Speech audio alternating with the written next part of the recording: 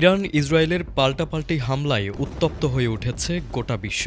চলতি মাসের শুরুতেই ইরানের বিভিন্ন স্থাপনায় ভয়াবহ হামলা চালায় ইসরায়েল। সেই হামলার প্রতিশোধ নিতে তেহরানও চুপ থাকেনি। পাল্টা ক্ষেপণাস্ত্র হামলায় তেল আবিবের বেশ কিছু এলাকা ইরান এমনভাবে গুড়িয়ে দিয়েছে যে অনেকেই সেটিকে যুদ্ধবিধ্বস্ত গাজার সঙ্গে তুলনা করছেন। ঠিক এই উত্তেজনাকর পরিস্থিতির মধ্যেই সামনে এসেছে ইরানের নতুন এক ভয়ঙ্কর অস্ত্র ফাত্তাহ-2 হাইপারসনিক মিসাইল, যার খবরে রীতিমতো ঘুম হারাম হয়ে গেছে নেতানিয়াহু বাহিনীর।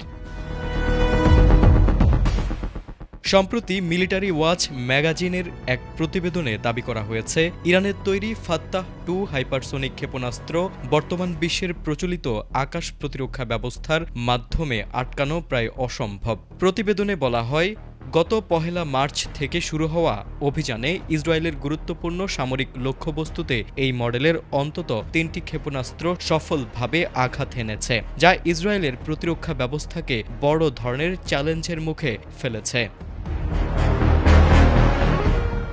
বিশেষজ্ঞদের মতে ফাত্তাহ-2 এতটা কার্যকর হওয়ার মূল কারণ এর হাইপারসনিক গ্লাইড ভেহিকেল প্রযুক্তি।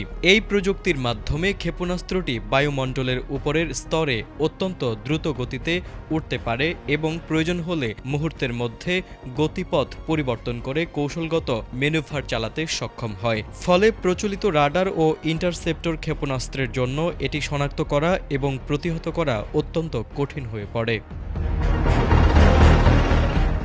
সামরিক বিশ্লেষকদের মতে যুক্তরাষ্ট্র ও ইসরায়েলের বিদ্যমান ক্ষেপণাস্ত্র প্রতিরক্ষা ব্যবস্থাগুলো আগেই ইরানের পুরনো ব্যালিস্টিক ক্ষেপণাস্ত্রের চাপ সামলাতে হিমশিম খাচ্ছিল। এর মধ্যে নতুন হাইপারসনিক প্রযুক্তির সংযোজন পরিস্থিতিকে আরও জটিল করে তুলেছে।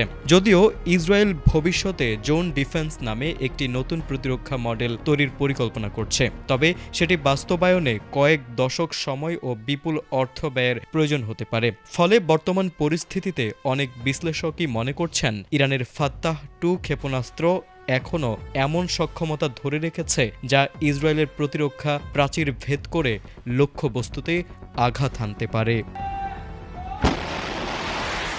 তারেক আজিজ, এটিএন বাংলা।